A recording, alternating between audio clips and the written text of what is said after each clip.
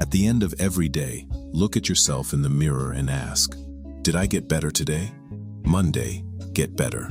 Tuesday, get better. Wednesday, get better. If you do that for 5 years, 10 years, 15 years, how much better will you be? Are you getting better every single day? That's the real question. And it all comes down to taking small steps. You don't have to accomplish everything in one day or even 1 week. Just focus on getting a little better every single day. Welcome back to Real Estate AF, where the AF stands for And Finance. And today's episode is for anyone who's feeling pressure of the market, buyers, agents, and honestly, any human with a pulse. So my guest today is Vanessa, and she's one of the rare people who sit at the intersection of real estate, community, discipline, and authenticity, which is a fancy way of saying she doesn't move like the typical agent. For Vanessa, real estate isn't just numbers, negotiation. It's emotional. It's fear. It's timing. It's identity. And that moment when people go, wait a minute, I can actually do this? That's what we're going to be talking about. And it has to do with rates and headlines and hesitation and people making smart decisions. We're also going to get into how she built community beyond the sale, how she shows up in social media like a real human instead of walking billboard, and why her fitness discipline, running, all the things that she does, kind of translate into her business and everyday life. So whether you're trying to buy your first home or grow your business or just become the next version of yourself, you're going to get some value out of this. So without further ado, let me introduce Vanessa. How are you? Hi, I'm doing well. Thanks for having me, Mark. Absolutely. And it's been a long time coming. I know. Truly. It has. So before we start, you mentioned something that I wanted to kind of touch on. You mentioned you had a podcast and it feels weird being on this side.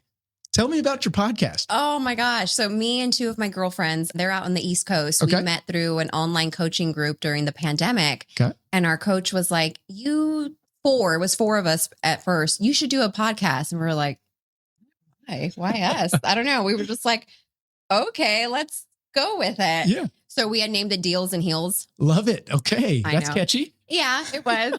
But not all the girls were like wearing heels. So they were like, oh, we don't know if this is right. I'm like, well, let's just talk about real estate. And, and it was a lot though for four people. And then we weren't all together. Yeah. One was in Houston and the other two were on the East Coast, Boston and Philly. Okay. And so we were doing, on Zoom.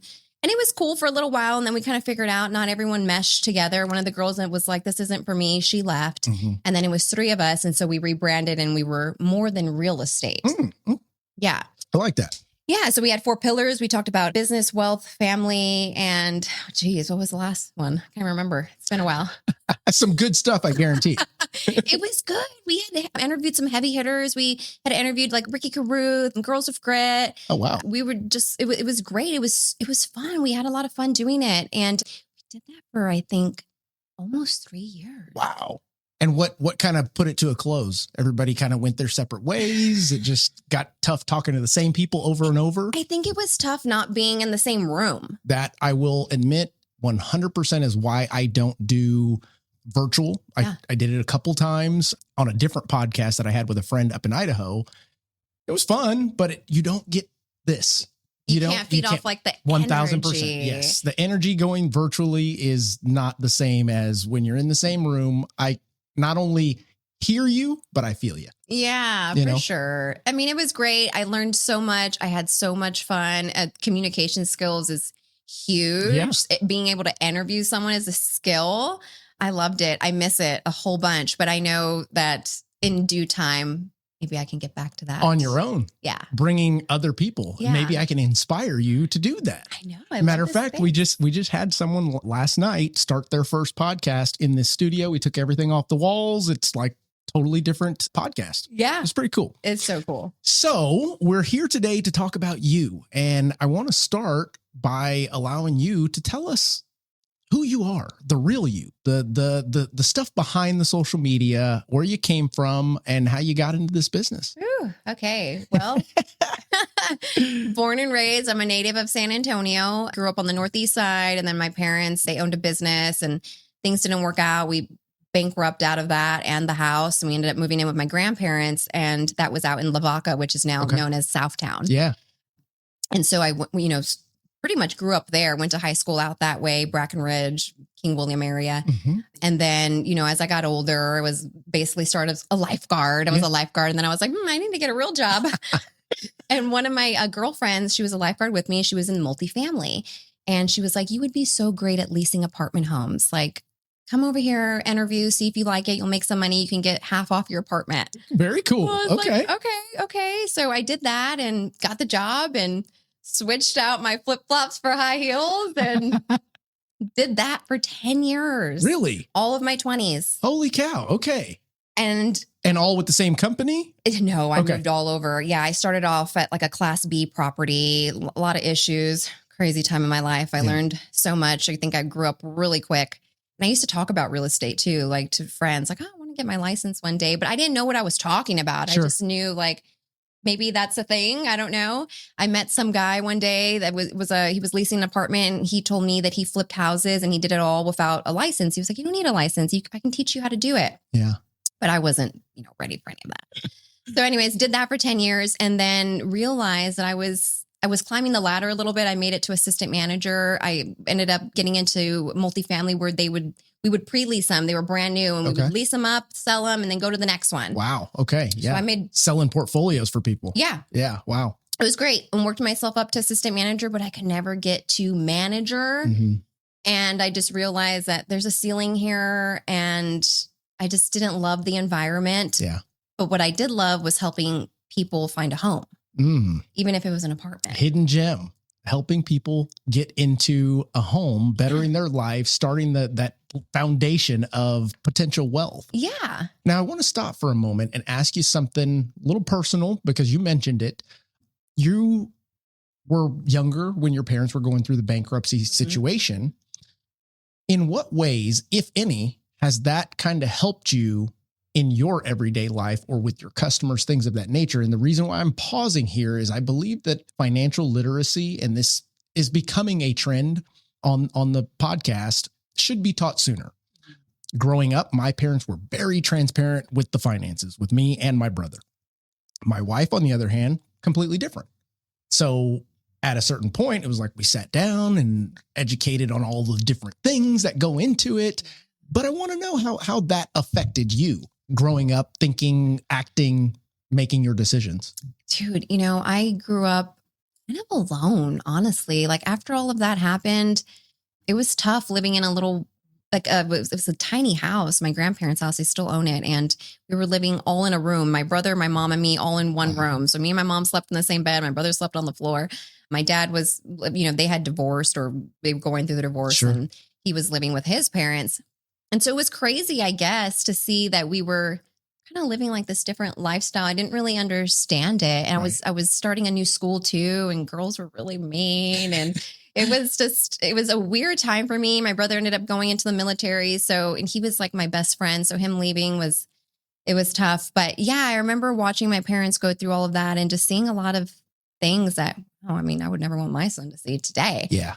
But I think somehow it instilled in me some type of, grit or resilience or just wanting more out of life. But nobody was mentoring me. No one was showing me the way. They didn't even know the way. Love them to death. Yeah, no, you're right. But they didn't know what they were doing, and kind of where I think for real estate, that it wasn't something that I didn't say, I want to be a real estate agent now. Right. I just knew that I just wanted more for myself and I just didn't know where that was. And I really went down a lot of different paths to get there. A lot of trial and error. Yeah. You and me both. Heck yeah. Very relatable in that regard on the trying different things, knew that I wanted more, didn't know what to do or how to get there yet. Yeah. But I saw this and saw that. And it's like, let's try that. Let's try this until something sticks. Yeah. And you just don't know what you don't know. I know when I was working in the apartments and I had finally started thinking about getting my real estate license, one of my tenants said, hey, I work for David Weekley Homes. Have you ever thought about new home sales? I'm like, what's that? And he was like, oh, it's like what you're doing, but like on a bigger scale. More money. Yeah. And I was already getting my real estate license at the time.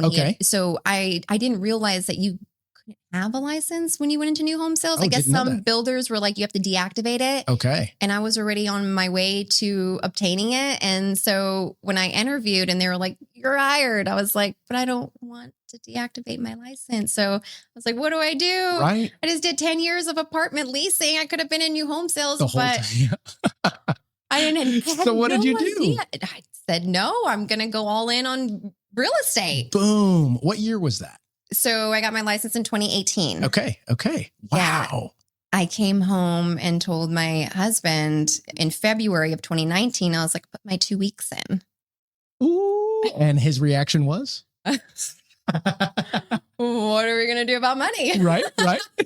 We don't have a nest egg. And I was like, put it on the credit card. And he's Right. like, you're crazy. My husband's an accountant, by the way. Wow. So he was like nervous. Oh, I can only imagine that. And that's a big transition. But the fact that you decided to go all in. Now, what enabled you? What motivated you? What was the driver of you going all in? Because you could have continued to do a little of this, a little of that while you did real estate or what have you. What was it? Dude, so I'll be honest, years prior to that, I had stumbled upon personal development. Okay. Jim Rohn was my mentor. Heck yeah. Okay. I Him listened to personally? him. No. Okay. I was like, no His way. How legacy. the hell? That's just awesome. beautiful, right? Like It's that's true. the goal in life. It's true. It's like you're still influencing even after your past. Absolutely. Like it's a beautiful thing. And I was really, I had learned about him and I would listen to him every day. And I had got into, at the time, Herbalife was a thing. Okay. Yeah. Multi-level. Mm-hmm. Yeah. I was like, let me dabble in this. I like fitness and I like people and I've been in sales my adult life. Sure. So let's do that. And so I had did that for a little while and I had hit a roadblock later and ended up giving up the whole notion of going, full on force with that. But yeah, so the personal development, I think, is what had me thinking bigger. Yeah. And I realized the environment I was in the multifamily, it was really toxic. And I couldn't choose the people I wanted to be around. It was like, this is where you work. These are the people you're with. Like, Yeah. Get used to it. And I remember I would cry leaving home. Like I would tell Tom, like, I hate this job. I don't want to see these people. I would just cry. Like it was terrible. And so that's when I was like, I'm just going to go all in on me. But I think that's because of all the inner work I had been doing up to that point. Okay. That makes sense. Yeah. And it naturally felt like the next level for me. I'm like, if I'm doing this in apartments, Yeah. I'd do this for houses. I can't disagree with that. So let me ask you then, when you did plunge into this new pond, so to speak, and then figured out, oh, wow, it's not a pond, it's an ocean. And holy cow, we've got rough currents. I felt like a shark in the multifamily. Yeah, tell me about and then that. I felt like a tadpole when I came into residential. And I always knew I wanted to start at Keller Williams. Like I knew that's what I wanted to do.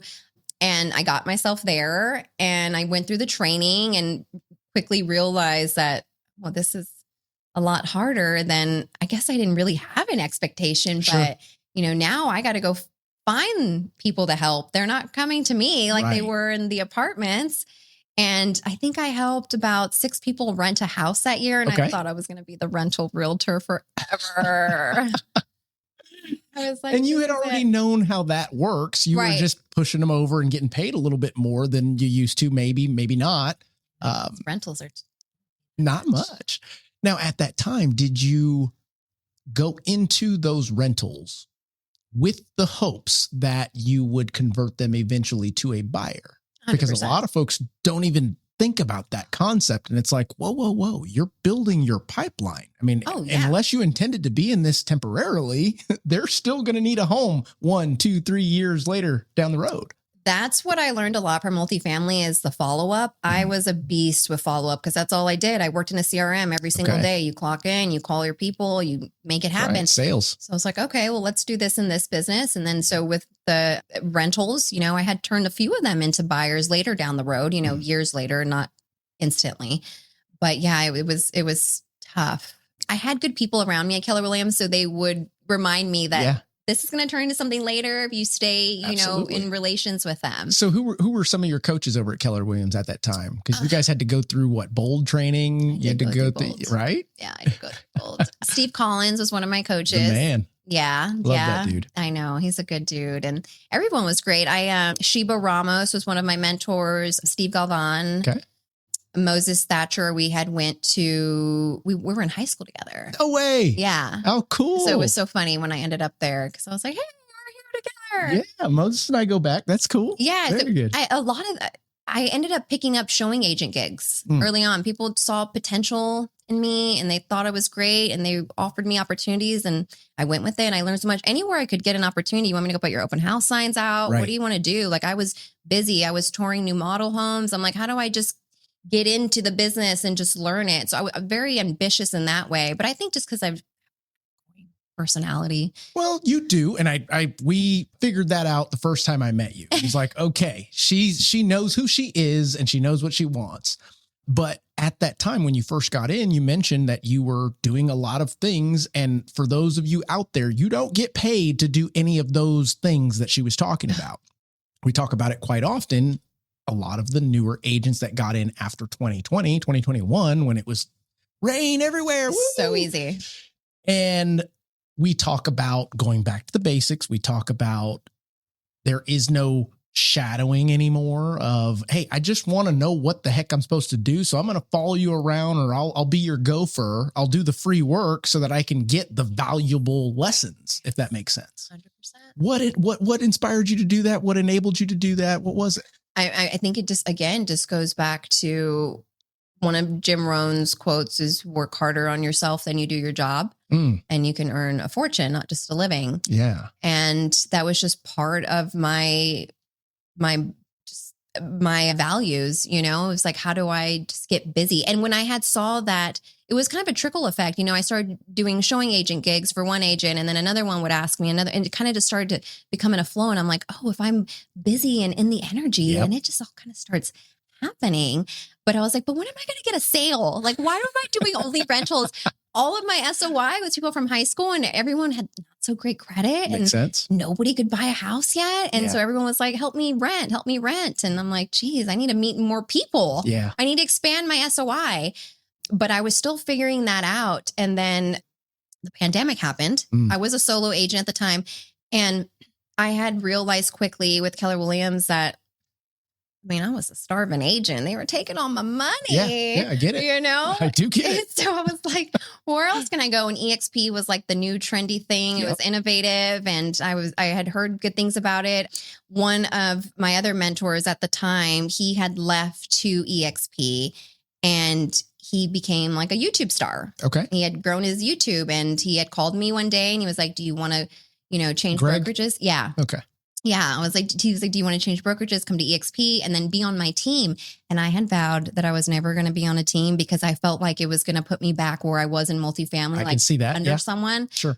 But then I was trying to be realistic and I was looking at my pipeline. I was looking at his pipeline and like, this makes sense. Sure. I'll take those crumbs. Let's go. That is a defining moment because many would allow their pride to get in the way of not only making money by doing that, but also learning more because you can only learn so much about doing a transaction without doing a transaction. You get what I mean? Even today, they're different. Yes, Every transaction is different. I'm learning something new all the time. I've been doing this, now it's my 8th year of real estate. Yes. Matter of fact, I just had a very veteran agent text me about a deal and say, hey, do we need a survey on this property? We haven't ordered one yet. And I said, we need a survey. She said, well, the other lender I used doesn't need one. And I went, maybe they didn't tell you because every finance transaction needs a survey. And the reasons for that are ... Yeah. Oh, that's weird. Okay, well, we'll get the title company to order it. But it was like mind blowing to this agent. Now she's not in San Antonio, but it's just like, what do you mean? Yeah. What do you mean? Do we need a survey? I know. Your job's to protect your customer. Don't you want a survey for your customer? Where are the boundaries? That's what I wanted to say, but we don't know each other that well yet. So I was like, let me be kind. Yeah, you're good at that. Chat GPT, please bring this down a notch. This is what I really want to say. Make it sound nicer. Exactly. Yes. Yeah. So let's talk about your journey as a person. what you've gone through as far as shaping this tenacious consistency. And then we'll get back to real estate, but I want kind of sandwich this in on this discussion because I think folks need to know more about you and how you've kind of, I don't know, crafted yourself into this beast. Oh, thank you. You're so sweet. Oh gosh. I mean, like I had mentioned, it's been a lot of just trial and error, right? Like just trying to figure it out. I truly can't say where this, like, it just wasn't taught to me to try to get better or go after whatever it is. You know, I think having stepped into personal development, that was the big eye opener for me. But I also have a very addictive personality. Yeah, so when same. I like something, I like something. And that also can shoot me in the foot. It's very true.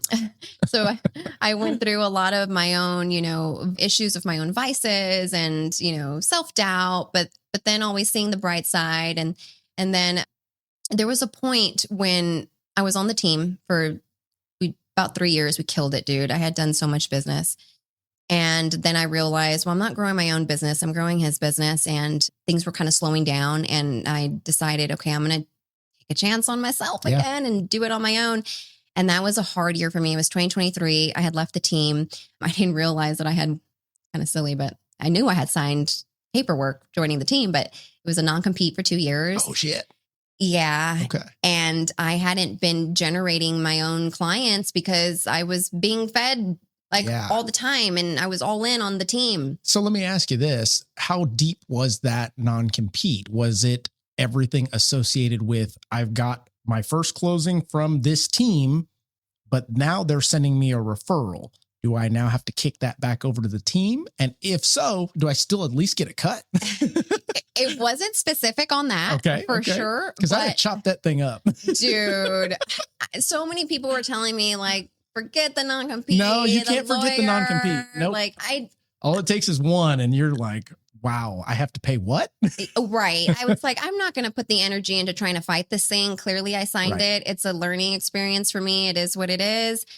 I did have some clients that wanted to come back and work with me, and unfortunately I couldn't at the time. And so it was tough. It took a big mental toll on me, because at one point I was happy that I had taken a chance to step out of the team, but then I was looking ahead, not really knowing where I was going and how I was going to build back up and what we were going to do. Tom my husband had been in real estate with me for 2 years on the team. Really? As my showing agent, because we were so busy. So he left his full-time job. Awesome. Yeah. But then when I decided I was going to quit the team, he was like, let me go back to work so you can rebrand and rebuild. And we need to float the boat a little bit. And you said he was an accountant? Yeah. So you were accounting on him to show your people? Come on. I know. Yeah. And he was good at it. That's awesome. He's good at it. That's the goal too, is for him to get back into real estate. We can talk about that. But basically, yeah. So, once I had left the team, I had a downfall. I had been drinking too much alcohol. I was working hard, but I was partying just as hard. Sure. And finally, just at the end of the year, I was looking at myself and everything we had done that year. And I knew if I didn't make a big lifestyle change, I wasn't going to create the business that I wanted to create. I wasn't going to attract the clients I wanted to attract. And all my values were skewed and they weren't aligning anymore. And I was really disappointed in myself and scared, honestly, for my health and just mentally. I'd never been so foggy before. And so I decided I was going to give up alcohol. And that was the one thing, right? Because that's like the book. Yeah. What's the one thing you can do? That's right. I was like, well, let's start there. And it didn't fix anything overnight at all, but it changed the direction. Yes. And I was committed. And long story short, 2 years later, here we are, alcohol free. Boom. Congrats. Yeah. Lost all the weight, healthiest I've ever been. And now my business is finally thriving. It's taken that long though, and saying that I'm going into my 8th year of real estate. Yeah. You would think, oh, she has it all together and she probably has this big old business. And it's just for me, it didn't look like that. It was a lot of this. Well, I can tell you, having been in this business quite a while, 14 years, I come across a lot of realtors that say, I've been in real estate for 20 years. I've been in real estate and that I have witnessed more times than I can even count of the experienced agents that don't know much. Oh, Why? Because they're either not practicing their craft, they're not a student to the game, they haven't sold a ton of transactions, they just had their license. Maybe they didn't have good mentorship, they didn't have the right drive, maybe it wasn't the right industry, many different reasons, but there's a difference between that and who you've become, truly. And it has something to do with that inner fire of wanting more. It's got to be. yeah. I mean, I really want to prove to myself that I can do this without someone just handing me, I mean, clearly I still had to convert and close and earn the client's trust. Right. And I mean, the only thing I was really missing was just procuring the client. So that's why I had said, you can do this. Mm-hmm. Like, if he can do it, you can do it, girl. Yes. But I literally just, I said that out loud, and then going through it was hard. Yeah. And bills weren't getting paid because we Right. just didn't have the same amount of money anymore. And I mean, I think that's a lot that people don't talk about. Like it looks sexy online, Yep. the videos and everything. And it looks like we're doing all the things, but really, like, behind closed doors, no one knows that, we were struggling and bills weren't getting paid and we were behind on everything. And even, to be honest, like, to this day, we're finally just getting caught up on things that, Right. had to take a back seat just so we can make sure that there's food on the table and a roof over our head, Of and course. still push through, dude. And Yeah. like, especially with having given up a vice, people, whatever it is you choose, your Your vice of coping choice. mechanism. Yeah. Right. And I had to face myself every single day Yeah. and push through. But my why was because I want to create this identity. Mhm. I want to step into this person that I've made up in my mind. Like, why can't, I be the one to create this generational wealth for my family? Like, why not me? And the truth is, I mean, it can be you. Yeah. And so that's kind of where we're at now. And I'm still figuring it out. There's still days where I doubt, or things are so good. This has been my biggest thing. is Okay. Things have been so good that I'm waiting for it to crash. Yeah. There's a word for that, or a descriptor for that, which is you're kind of tiptoeing through this because you've gone so far up the hill that it's like something is destined to fall apart. Like, right? Yeah. Right? I get it. And I've been in that situation many times where everything is just going so good. Yeah. I'm right where I'm supposed to be, Right. is how I articulate it. Mm-hmm. And sure enough, it's like, no, we're still moving. Yeah. And it has, I don't know the exact answer to this, but my explanation of it is you're right where you're supposed to be. I know you're a follower of faith, Christ. It's not supposed to be easy.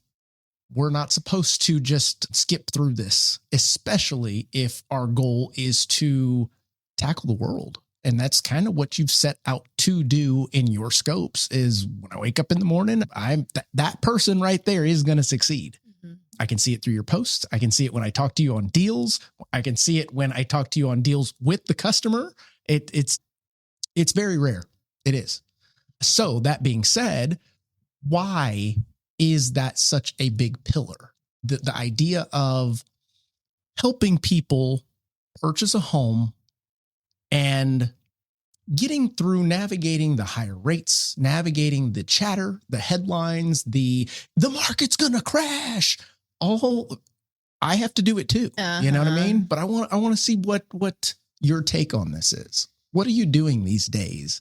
Yeah. I mean, I think my biggest thing is being honest and transparent with my clients, and just telling them, I don't create the market, we navigate, and giving them just real life scenarios, because everyone's always waiting for the rates to drop or the prices to drop. And then it's like, well, where does that get you? Now you're overpaying because now everyone's out doing the same thing. It's, what hand are you dealt right now, and what can we make out of it? And having a partner such as yourself to be able to lay it out for them to see the opportunities there. Right. It helps so much. And I think people appreciate that I care. I think they can feel that. I had a buyer consult not too long ago with a couple, And they were just so nervous. So like, we don't know where to start. We don't know what is earnest money? What does anything mean? And that's, for, of course, like first time home buyers. But by the end of the conversation, they were like, we feel so good. Like you explained everything in bite size, but you didn't tell us too much either. Right. Because I tell people like, we'll cross kind of that bridge when we get there, but here's like the where we need to start. Yeah. And I just truly care about people. I feel like there's a lot of agents out there that are only doing it for the transaction and then they never check on their people ever again. And I never want to be that person. I want to set the difference because that's what I would want for myself. And I helped I helped us buy a house. So I didn't have an agent, to kind of see, are they, what's this supposed to look like? Right. Yep. Right. But having worked with other agents on the other end, I'm like, geez, it's tough. Right. And you got to navigate that too. And people don't see that either. That's true. Because we get a bad rap, us agents. Yeah. And I think people can feel the difference, especially if they've interviewed with other agents too. Mm-hmm. And yeah, it means a lot to me because I feel like when you come from a place of value and just caring about the person, now life really starts to get fun and there's more opportunities. If I was thinking of it just from a numbers perspective, I don't feel like my business would be where it is right now. No, I have to agree. Matter of fact, the other day we had a company call and a gentleman was telling all the loan officers throughout the company what he does different. And for me, it was nothing new because I absolutely agreed with what he's talking about. Matter of fact, while he was talking, I built a website, threw it in the chat and said, hey guys, here's what he was talking about. And it's called the high trust conversation, the high trust interview. It was kind of canned by Todd Duncan. And it is the idea of your first or second, whichever one it is, interview or meeting with that customer needs to be a pretty good long period of time, not just a quick phone call. You need to be asking them questions. And when they answer, you need to be listening because they're literally telling you what their goals are, what their pain points are, what they have been through, what they are looking for, all of those things. But unfortunately, there are not enough folks out there that are doing this job that take the time to want to understand where they're coming from and meet them where they're at, if that makes sense. Yeah, 100%. And it's wild to me. I don't know how they're able to even get through when you can't meet people where they're at, especially because it can be so emotional for people. And to be able to navigate that, you kind of have to know where those pain points are and remind them of what they're looking forward to kind of get their eye on the goal. One of the common reviews that I get from past clients is that I make them feel comfortable. And when they're freaking out, I'm the chill, keep it calm. Yeah. Yeah. Which is really cool. And then I just have like good energy. And you've got great energy. I think people like that. Absolutely. Matter of fact, the folks that are watching this right now, guarantee you they can already feel the energy that's coming through from you. Yeah. It's just good vibes. It really is. So our next segment here, let's see here, turn empathy into let's see here. So you lead with patience. We know that. So how do you keep someone calm when the rates are going up and the excitement of buying a home is there, but they're also getting the chatter from their friends and all the people who have done it or haven't done it that want to give their 2 cents? Because that's a lot of what's going on right now. I know. It is. It really is. I mean, again, I think it goes back to just having the right people in place to help show what's real, right? So having you on like the lending side, being able to lay out those numbers and show them where it's at, and you being so on top of it too, because you have to know when to lock that rate, right? Yeah. You kind of have to predict it before it happens. Like I think rates just dropped and then they went right back up again. Literally. Yes. And I think in addition to that, what you're saying is, I don't try and play this guy that knows what rates are going to do. I'm straight up with them. And hey, this is what the rate is right now. You call me back in 5 minutes. I don't know what it's going to be, but I'm more than happy and willing to literally share my screen and show you what I see and educate you on what it means. I do love that you do that. Not everyone does that. A lot of people are visual. Yes. They have to see it. I am visual. Absolutely. So yeah, you're telling me something. I don't get it. Right. Type concept. 100%. And I think too, talking from experience, because I mean, we know what happens when the rates drop or inventory's low. And so just being able to tell them, hey, maybe you think that waiting is the better option, but this is what it's really going to look like. And just depending on the person, I think it's really important to mirror and match, and people receive the same information different, so you have to know, how are they going to understand it? So it's really important to be in tune with people, because you can't talk to a person with a D personality that with like an I, and I always have to tone it back. but the EQ, the emotional intelligence that you have to be even able to articulate that concept right there. Many people have no idea what that even means. To be able to, I've extracted enough out of this customer, their emotion, how they behave, the kind of questions they ask, the kind of responses, and how they give them to me, that I need to tone myself down a little bit, or I'm going to scare them away. In many cases, I have to do the same thing. It's like, whoop, nope, I can't send them that funny picture or that GIF, but these people I can,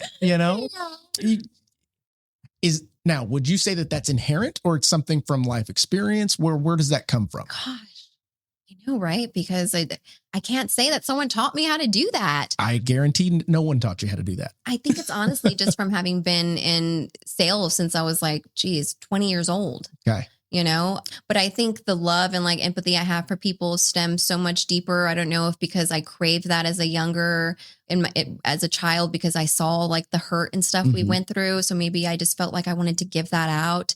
It's really interesting when you start going back and trying to unlock all your childhood trauma. Yeah. And just trying to see how it all lines up. But even when I was a lifeguard, I was jumping in, I was saving people. Yeah. I was teaching people how to swim. I got so much gratitude out of people came to me, they didn't know how to swim. And then by the end of our 6 weeks, they were freestyling like Michael Phelps, I was awesome. Cool. And so now I just get to do that on a different level, but with people's biggest asset. That's a cool analogy. Yeah. Absolutely. So, they're swimming in capital and equity. I know. That's very cool. Yeah, for real. So I've got another little segment here before we get to our next one, but I want to ask, what would you do type situations? What advice would you give to, let's say, someone that sees inaccurate information online? Because we know that's just rampant right now. Oh, I know. Well, first, it's where are you getting your information? Are they even in the state of Texas? Are they in San Antonio? Because San Antonio looks different from Austin, So it's where are you getting that info? And then making sure that let's have an actual conversation. And this is where too, as I've grown as an agent, right? It's if you're not going to book the call and give me your time to really talk about what's going on, then you're not really serious. I love that. Yes. And many can't be honest with themselves, even if they have the idea in their mind that they're not ready, or they're not willing, or they're not able. Yeah. And I always tell everyone, it's not too soon to see where you're at. Everyone gets so scared when it's, hey, we need to see where you're at. You should probably apply with the lender. No one wants to do that. My credit, I don't want it to hit my credit. And it's just, how do you overcome that? Come to me, LoanBot. That's how you overcome it. Just so you know. Okay, go for it. Plug it. Had to. Nailed it. No, I'm kidding. But that is truly why you are hitting right on the age-old issue that home buyers have faced for many years. With the limited amount of tools, now there's plenty more, right? But the limited amount of tools and access and transparency that was available before, they'd have to rely on a lender to get their options, period. Before lenders used to incorporate soft pulls, they'd have to have a hard inquiry on their credit. All of these things led to the hesitation of the unknown, in addition to the no. Nobody wants to hear no, right? You'd rather not hear anything than be told rejection. No. Exactly. So I think as we fast forward into today's world, there's more access available. There's plenty more, obviously, but it's not all accurate. There's almost too much now. People are confused. I agree. I mean, the estimates, Yep. I mean, even the calculators, they're confused when I show them my estimate versus what they see on Zillow. I'm like, well, are they accounting for taxes? Or are they just showing you what your principal and interest is going to be? Good point. And with this estimate too, have they walked your house? Have they seen the upgrades? It's just, that's where I feel like it's easier to overcome that conversation, because I can just paint it out for them on like, what makes me different from Zillow? Well, what I've noticed in just this short amount of time is your inherent ability to dissect an objection.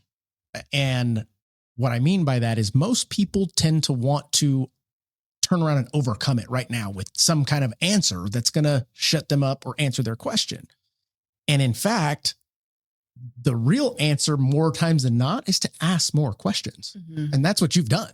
Yeah, go deeper. Like, I don't know if you've noticed that or not, but every time I've asked you something, it comes back with another question. And I'm like, she's right. It's true. No, I didn't notice I was doing that, but I do like to go levels deeper. And I think too, because I do that with myself. Okay. And I think that's what helps me do that and translate that into my clients. That was a big reason for my turnaround point too, is that I'm not going to show up for people the way I don't show up for me. And if I can stay committed and keep the promises to myself, then I can do that for my clients. And that's where I feel like my business is going to really thrive, is because I take care of me first. I prioritize my family, and I, translate that into how I treat my clients too. Yeah.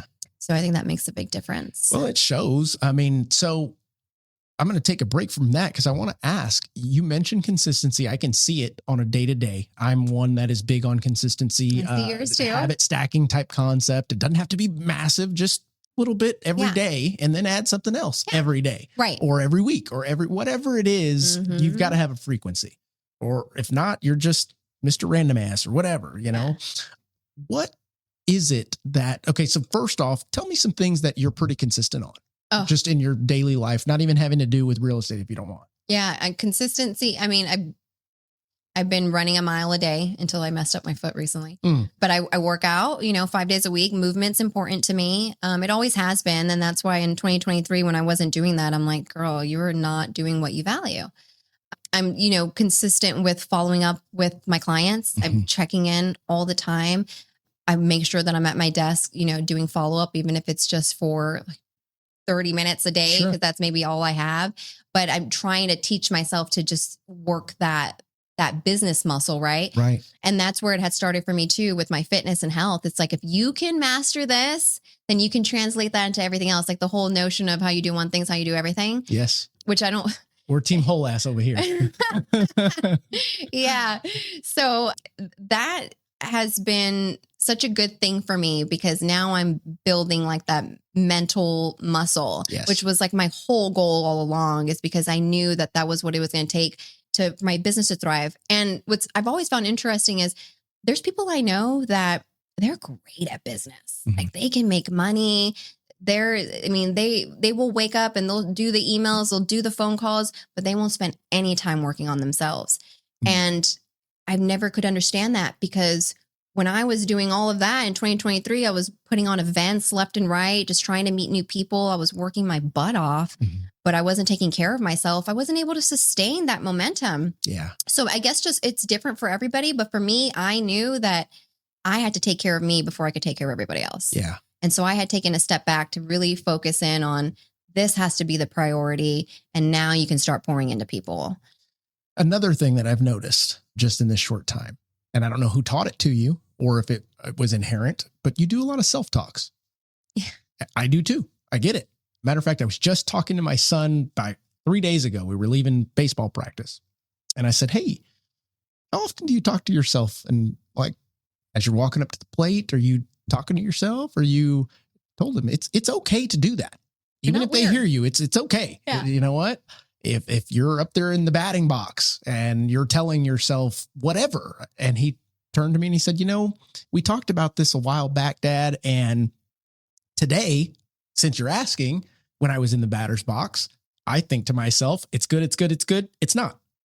When I realized that it's not a strike, I went, okay, so you're getting it. You're getting it, and you're not afraid to level. Bring it back here so that you, number one, can motivate yourself, get yourself back on track, stay focused. bring that anxiety down, all of the things that come along with the value of self-talks. What do they call them? Affirmations. Affirmations. Some people get real wild about it. I'm not that crazy. Me either. But like, do I need to be? Will I get where I want to get faster? Will I level up faster?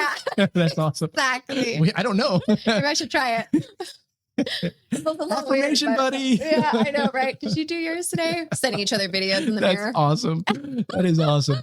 But where did you get that from? Or is that just something that you did because you kind of started off jumping into this world alone? Your brother had left, gone through that kind of high school-ish phase on your own, so to speak. Oh, yeah. Is that where, what was that? And how much does it actually help you? I mean, I think, geez, over here making me go to my I'm sorry. my childhood Not stuff. sorry. I think I'm terrified to not live up to my potential. I'm so scared to like look back and just see that I didn't go all in on everything that I wanted to do because of what? Because you were scared or because you were worried about what people thought. You know, I don't want that. I'm scared. I'm scared to get old and be broken. That's why I was like, you need to get back into your fitness and be strong, not because you just want to fit into pants and look good. No, for longevity, for strength. You know, I want to be able to retire and travel and see the world and not have to, you know, be limping around. Yeah. I think that's what motivates me, which is kind of weird, right? Not at all. Not at all in the slightest. I mean, I'm sitting here listening to you, asking myself the same question, going, what is it that does it for you? And I'm like, wow, I'm kind of the same. I'm absolutely terrified of getting to the end and going, damn, I sure could have, but I didn't. Right. So why give yourself an out? Yeah. Just do it. Right. Like just get rid of the things that are in your way and stop being a PUSSY. I don't know if I can curse on here. Absolutely, you can. As long as you use it the right way. Nailed it. You know, and get over yourself and share your gift. Yeah. I feel like that's the thing is that everyone has a gift and there's just so many people in this world and there's people for you and there's some that aren't. And we live in a world of social media, which is just crazy. I can't imagine growing up in this time. Like the most I had growing up was MySpace. And even that was like top 10. I'm not on it. My life's over. You know, like it was just. I remember Changing that profile all the time. The music. That's epic. I know. It's so fun. But yeah, so now being in, you know, in a world of social media and having to adapt or die, so to speak, right? Like you better show up on camera and start doing your own videos because you're going to be in someone else's video if you like it or not. You know, it's just the world that we're in now. And that can be hard, you know, to compare yourself to everyone. I had to be very intentional about like my social media and not just doom scroll and see what everyone else is doing and really just focus on my value and what I can give. And I think being relatable has helped me so much. Like not like you said, just being a walking billboard of real estate, like actually just sharing real life stuff. I've gotten referrals from that where people are like, we saw your weight loss journey and it's amazing. And oh, by the way, my friend needs a realtor. I told her you're the best. You know, I'm like, what? Well, okay. So let's tie that together because the weight loss journey that you went on, that can't nobody in the world tell me that it was easy in any way. Okay. Not when you do it the old fashioned way. And stop eating, work out. Yeah. Weird. Anywho, sorry, but not sorry. So the idea behind how often do you share that with them? Like just when it is appropriate. Yeah. Kind of like, I just, when I feel like I have something to say. Yeah. Just because on social media, you're about it, you know? Yeah. And I believe that from, let's say, an onlooker, a potential customer's viewpoint, POV, like the kids are saying. Yeah, I know. I'm still trying to figure out how to put that in my videos. I'm like, wait, does this make sense? Right. So they are seeing someone that started something and finished. A lot of times our elders would tell us when we were younger, well, one thing, you go to college, people know that you can finish something, blah, right? I didn't finish college. Same, dude. Doing all right. But people see that as you set out to do something, you did it, and you're maintaining and getting better. I'm pretty sure she can do this for us if she takes that type of effort, that type of energy, that type of focus and puts it into this. And it's, I mean, you tell me.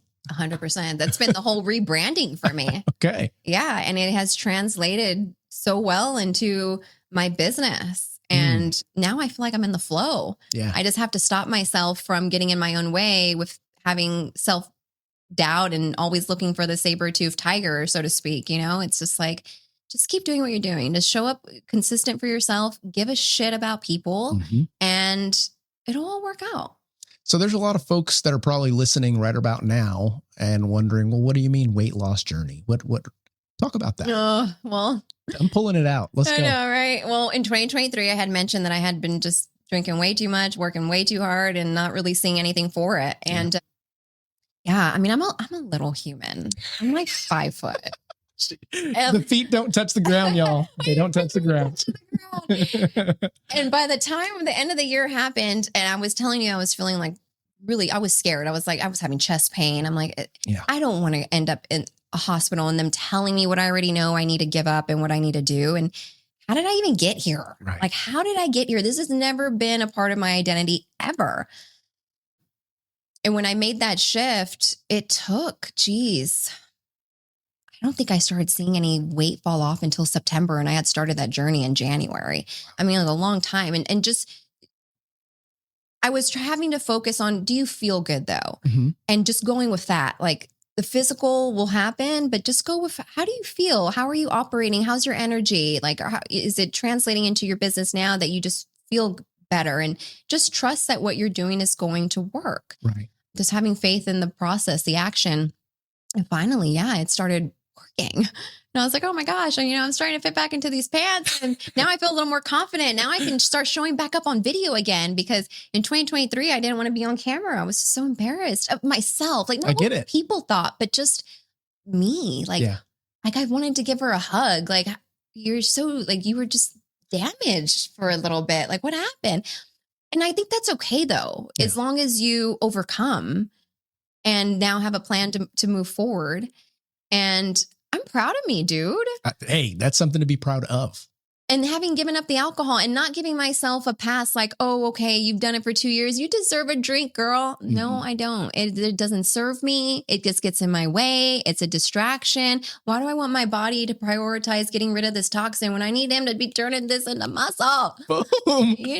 Awesome. Like, no, you're right. What are we doing here? Yes. And so that just, that's kind of what that journey looked like. For me, with having lost the weight, I was on a calorie deficit all year. I wasn't starved. Sure. I was doing things the right way. But you get a little bit of pain. Of course. To get to where you had to go. And I wanted to show up for my son. I wanted my son to see it. And then I remember one of my girlfriends had invited me to a 5K, and I was no intention of running it. I'm like, I'm not a runner, dude. We got there, and the energy was infectious. I was like, what is happening? I'm like, what is this? I gotta hit running? Like, what's happening? That's awesome. You know that movie, White Chicks? Oh, yeah. And he's at the club. He's like, I gotta hit this. That's awesome. That's how I felt for the run. And so I told my friend, I said, I'm going to run it. She's like, you're going to let me walk by myself? I'm like, yeah, sorry. Like, I'm going.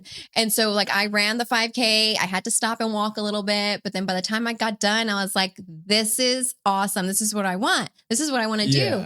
So I started building my way up to that. And I'm not a natural runner. My knees don't like it at all. And I had to, again, swallow like my ego and pride and meet my body where it was at. And so that's where I came up with, I'm going to run a mile a day for a whole year. And I started that this past year in January, but I only got to that part. Right. Having done, well, first it was giving up the alcohol. First it was losing the weight. And now it's, okay, what's the next step? Like you just keep building and building and building the better and better that you get. And I feel like the next version of you. Yes. Yeah. And the same thing with the business. Like right now, Tom and I are talking about, we want to rent our first house out, start our portfolio. Love it. And buy another house and start that journey. Totally possible. Building wealth. And it's scary. And then the cool part after that, and I will echo, it is scary until you actually do it. And then you go, wow, maybe it was hard. Maybe it was tough, but you still say, wow.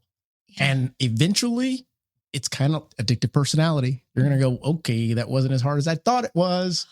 Move that around. We've got 2 now type concept. Dude. A couple things from what you mentioned. So the white chicks comment, didn't they slip him something? Yeah. I was like, oh. Yeah, they did. My whole life. Yeah, I remember.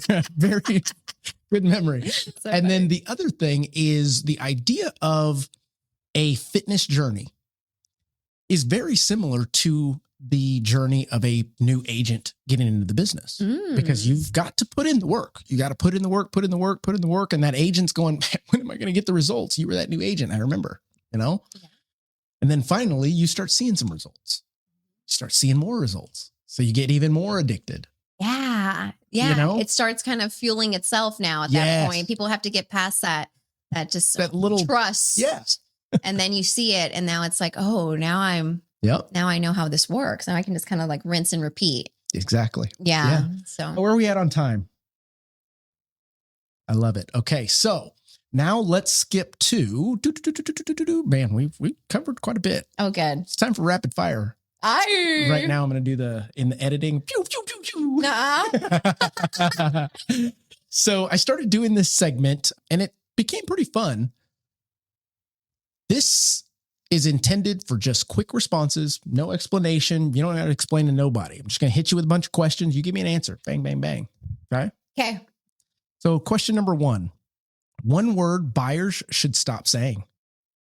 I'm waiting for rates to drop. Ooh. One habit that changed your life. That changed my life. You're like, I can only pick one. Could it be the habit I gave up? Giving up alcohol? There you go. That is a habit. If you're still doing it. Not anymore. There you go. Yeah. Or not doing it. Yeah. What is the best purchase under $100?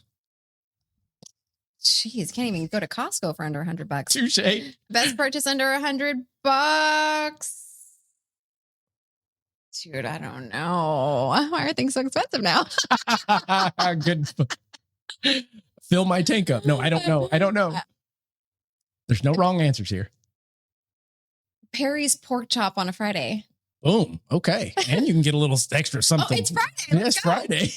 I love it. I'm not at La Cantera anymore. That is the only downfall. Everything else, I'm so glad we're not at La Cantera. Parking was a mess. People trying to find it. Same here. Okay. So a belief that you've had for at least 5 years that you'd roast today, that you'd just say, what the hell? That how could you think that? Correct. Yes. Like, what the hell are you thinking? Oh, geez. That's a good one. These are rapid. They make good clips. Yeah. That I'm invincible. Okay. I'm not. Okay. Very good. Hardest part about real estate that no one talks about? I mean, actually, what goes behind the scenes, and when you're building up, what are you willing to sacrifice? I literally worked at Alamo Beer, being a beer tender for a whole year when I got my real estate license. I was like, what can I do to float, like maybe the groceries at least help a little bit while I'm a struggling realtor out here. So I was selling real estate during the day and I was beer tending at night. Slanging drinks. I love it. Okay. Most underrated skill in this business? Oh, communication. Well, not perfect, but I mean, pretty good. What is your go-to song to pump you up? Gosh, there's so many. Just depends on the season. Right now, I like Whatever It Takes from Imagine Dragons. Okay, I love it. Yeah. What is your morning non-negotiable? Morning non-negotiable is brushing my teeth. Good one to have. A social media trend that you refuse to do. I'm not going to twerk it for real estate. Bravo, man. One thing that you want your future self to thank you for. For having the courage to give up the things that I thought were okay to have, you know. I'm proud of me for just like having the self-awareness, to realize where I'm at and where I want to go and what it takes. Yeah. 2 more. Okay. If you could tattoo one sentence on every single buyer's brain, first time buyer, what would it be? You're ready to buy when you're ready to buy. Pretty good. Last one. Finish this. Community is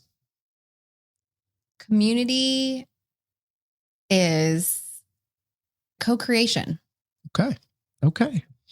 Well, is there anything that you would like to let the listeners know in regards to your journey, in regards to something that has helped you currently in the past? Any kind of tips, anything like that you'd like to leave these folks with? Now's your time.